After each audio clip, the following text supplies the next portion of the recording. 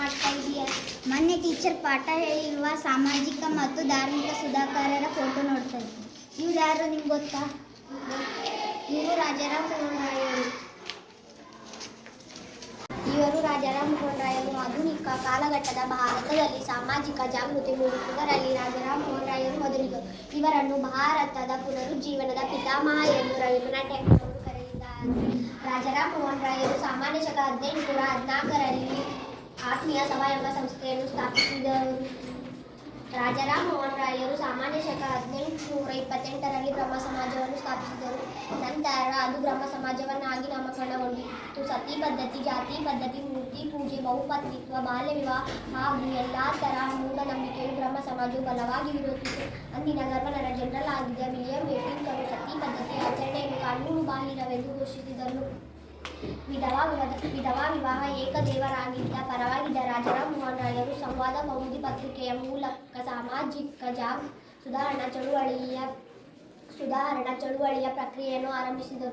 ಸಮಾಜಮುಖಿ ಕಾರ್ಯಗಳ ಮುಂದೆ ರವೀಂದ್ರನಾಥ್ ಟ್ಯಾಗೋರ್ ಮತ್ತು ಕೇಶವ್ ಚಂದ್ರ ಮುಂದುವರಿಸಿದರು. ಧನ್ಯವಾದ. ಇವರು ಮಹಾದೇವ ಗೋವಿಂದ ರಾನಡೆಯವರು. ಇವರು ಪ್ರಾರ್ಥನಾ ಸಮಾಜವನ್ನು 1867ರಲ್ಲಿ ಪ್ರಾರಂಭಿಸಿದರು. ಪ್ರಾರ್ಥನಾ ಸಮಾಜವನ್ನು ಆತ್ಮಾರಾಮ್ ಪಾಂಡುರಂಗ್ ಅವರು ಪ್ರಾರಂಭಿಸಿದರು. ಮುಂಬೈ ಪ್ರದೇಶದಲ್ಲಿ ಪ್ರಾರಂಭವಾದ ಪ್ರಮುಖ ಸುಧಾರಣಾ ಸಂಸ್ಥೆ ಬಾಳೆವಾಗಲೆ. ಎಂ.ಡಿ. ಚಂದಾವರ್, ಎಂ.ಜಿ. ರಾನಡೆಯವರು ಇದರ ಪ್ರಮುಖ ನಾಯಕರು. ಇವರು ವಿಧವಾ ವಿವಾಹ, ಅಂತರ್ಜಾತಿ ವಿವಾಹ, ಮಹಿಳೆಯರ ಸ್ಥಾನಮಾನದ ಉನ್ನತೀಕರಣ ಮತ್ತು ಶೋಷಿತ ವರ್ಗದವರ ಅಭಿವೃದ್ಧಿಯ ಕಡೆಗೆ ಗಮನ ಹರಿಸಿದರು. ಅಲ್ಲದೆ ನಿರ್ಗತಿಕರಿಗೆ ಮತ್ತು ಅನಾಥರಿಗೆ ಆಶ್ರಮಗಳನ್ನು ಸ್ಥಾಪಿಸಿದರು. ವಿಧವೆಯ ಉದ್ಧಾರಕ್ಕಾಗಿ ಶಿಕ್ಷಣ ಸಂಸ್ಥೆಗಳನ್ನು ತೆರೆದರು. ಧನ್ಯವಾದ.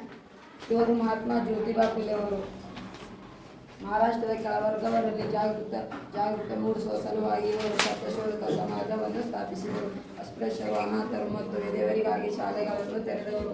ಬ್ರಾಹ್ಮಣ ಪುರೋಹಿತಶಾಹಿಯನ್ನು ಖಂಡಿಸಿದ ಅವರು ಗುಲಾಮಗಿರಿ ಎಂಬ ಕೃತಿಯನ್ನು ರಚಿಸಿ ತಮ್ಮ ಚಿಂತನೆಗಳನ್ನು ಸಂವಾದದ ರೂಪದಲ್ಲಿ ವಿವರಿಸಿದರು. ಪತ್ನಿ ಸಾವಿತ್ರಿಬಾಯಿಯ ಜೊತೆಗೂಡಿ ಪುಣೆಯಲ್ಲಿ ಬಾಲಕಿಯರ ಶಾಲೆಯನ್ನು ಆರಂಭಿಸಿದರು.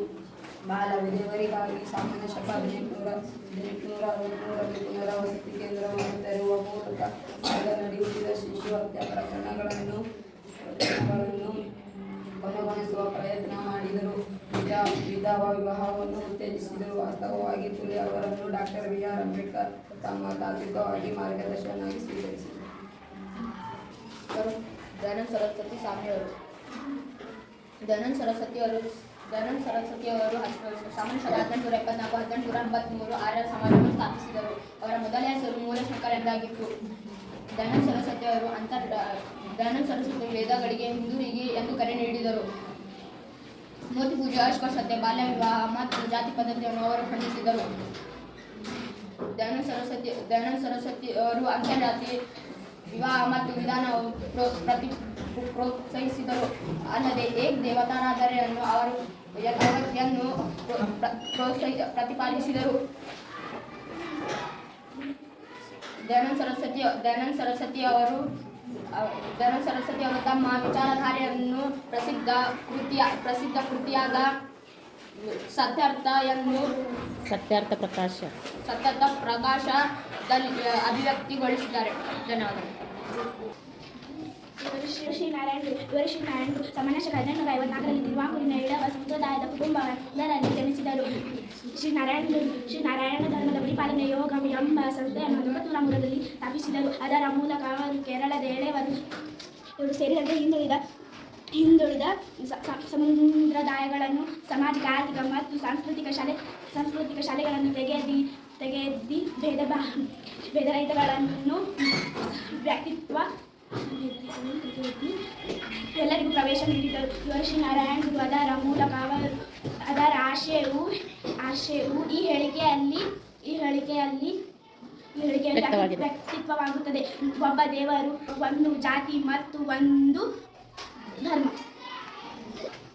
ಇವರು anyway centre theosophical society Brahma Vidya Samaj ಎಂದು Russian American madam H P Blavatsky ಮತ್ತು ಅಮೆರಿಕದ ಕರ್ನಲ್ ಎಸ್.ಎಚ್. ಅಲ್ಕಾಟ್ ಇವರು ನ್ಯೂಯಾರ್ಕ್ನಲ್ಲಿ ಸ್ಥಾಪಿಸಿದರು. ಭಾರತಕ್ಕೆ ಆಗಮಿಸಿ ಚೆನ್ನೈ ಬಳಿಯ ಅಡ್ಯಾರ್ ಎಂಬ ಸ್ಥಳದಲ್ಲಿ ಸೊಸೈಟಿ ಅಂತಾರಾಷ್ಟ್ರೀಯ ಕೇಂದ್ರಗಳನ್ನು ಆರಂಭಿಸಿದರು. ನಂತರ ಡಾಕ್ಟರ್ ಅನಿಬೇಸಿಯಟ್ ಇದರ ಅಧ್ಯಕ್ಷರಾಗಿದ್ದರು. ಭಗವದ್ಗೀತೆಯನ್ನು ಇಂಗ್ಲಿಷ್ ಭಾಷೆಗೆ ಅನುವಾದ ಮಾಡಿದರು. ನ್ಯೂ ಇಂಡಿಯಾ ಮತ್ತು ಕಾಮನ್ವೆಲ್ತ್ ಎಂಬ ಪ್ರತೀಕಗಳನ್ನು ಹೊರಡಿಸಿದರು. ಭಾರತದಲ್ಲಿ ಧಿಯೋಸಾಫಿಕಲ್ ಚಳುವಳಿಯ ಕೇಂದ್ರ ಶಕ್ತಿಯಾಗಿ ಈ ಚಳುವಳಿಯನ್ನು ಮುನ್ನಡೆಸಿದರು. ಧನ್ಯವಾದಗಳು. ಇವರು ಸಾವಿತ್ರಿಬಾಯಿ ಫುಲೆ. ಸಾವಿತ್ರಿಬಾಯಿ ಫುಲೆ ಭಾರತದ ಪ್ರಸಿದ್ಧ ಸಮಾಜ ಸುಧಾಕರು, ಶಿಕ್ಷಣಿಕ ಸುಧಾಕರರು ಹಾಗೂ ಕವಿತ್ರಿ. ಸುಧಾರಕರು ಹಾಗೂ ಕವಿತ್ರಿ. ತಮ್ಮ ಪತಿ ಜ್ಯೋತಿಬಾಯಿ ಫುಲೆರೊಡಗೂಡಿ ಪುಣೆಯಲ್ಲಿ ಬಾಲಕಿಯ ಶಾಲೆಯನ್ನು ಆರಂಭಿಸದಲ್ಲದೆ ತಾವೇ ಶಿಕ್ಷಕಿಯಾಗಿ ಕಾರ್ಯನಿರ್ವಹಿಸಿದರು. ಬಾಲ ವಿಧವೆಯವರಿಗಾಗಿ ಪುನರ್ವಸತಿ ಕೇಂದ್ರಗಳನ್ನು ತೆರೆಯುವ ಮೂಲಕ ನಡೆಸುತ್ತಿದ್ದ ಶಿಶು ಹತ್ಯೆ ಪ್ರಕರಣಗಳನ್ನು ಕೊನೆಗೊಳಿಸಲು ಪ್ರಯತ್ನ ಮಾಡಿದರು. ಜಾತಿ ಪದ್ಧತಿ ಮತ್ತು ಲಿಂಗ ಸಮಾನತೆಯ ವಿರುದ್ಧವನ್ನು ಹೋರಾಡಿದರು. ಅದಕ್ಕಾಗಿ ಅವರು ಸಮಾಜದ ವಿರೋಧವನ್ನು ಎದುರಿಸಬೇಕಾಯಿತು. ಧನ್ಯವಾದಗಳು. ಇವರು ರಾಜಾರಾಮ್ ಮೋಹನ್ ರಾಯರು ಬ್ರಹ್ಮ ಸಮಾಜವನ್ನು ಸ್ಥಾಪಿಸಿದರು. ಇವರು ಮಹಾದೇವ ಗೋವಿಂದ ರಾನಡೆಯರು. ಇವರು ಪ್ರಾರ್ಥನಾ ಸಮಾಜವನ್ನು ಮುನ್ನಡೆಸಿಕೊಂಡರು. ಇವರು ಮಹಾತ್ಮ ಜ್ಯೋತಿಬಾ ಫುಲೆ ಅವರು ಸತ್ಯಶೋಧಕ ಸಮಾಜವನ್ನು ಸ್ಥಾಪಿಸಿದರು.